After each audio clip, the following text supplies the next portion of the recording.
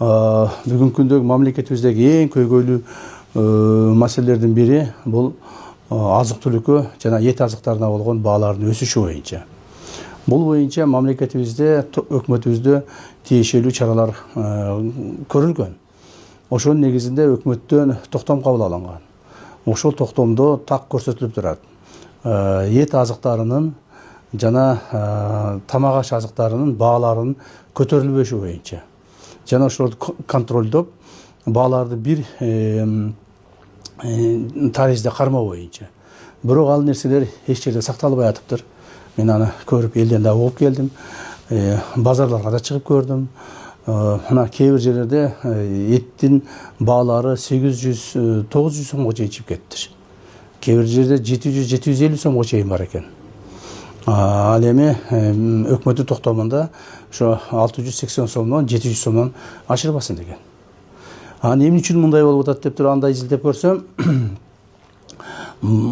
этти өзү мындай баягы дүңүнөн тапшыргандар, оптом тапшыргандар 450-500 сомдон алып келип тапшырат экен. Ал эми ошо саткан жанагы чайкоочулар аларды көбөйтүп, даже керек болсо 2 эсеге көбөйтүп жиберип атат экен да. Ошондуктан биз ушул нерселерди, бааларды контролдошубуз керек. 450 сомдон алып келип сатса, 500 сомдон алып келип сатса, 550 сомдон сатса болот. 1 килограмм этке 50 сом кошсо болот. Ашып кетсе 100 сом кош 1 килограмм этке. Ошондо 600 сомдон сатса болот. Ал эми бизде болсо 700, 800, 900 сомдон болуп кетип атыптыр. Муну ким контролдош керек эле? Мамлекет тарабынан. Муну мамлекет тарабынан контролдоого алган госантимонопольный комиссия бар. Ошолор агентство бар, ошолор караш керек эле. Жергиликтүү бийлик органдары караш керек эле. Акимдер, мэрлер, губернаторлар, эскиче айтканда губернаторлар, мына ошолорду тыкыр көзөмөлдөп, жана ошону өкмөттүн токтомун ишке ашырыш керек эле. Бирок бүгүнкү күндө жергиликтүү бийлик органдары такыр карабай койгон. Алар өздөрүнүн жумуштарын аткарбастан бул нерсеге кайдыгерлик кылышкан. Ушул боюнча жергиликтүү бийлик органдарынын башчыларына мен кайрылып кетер элем, жана айтып кетер элем.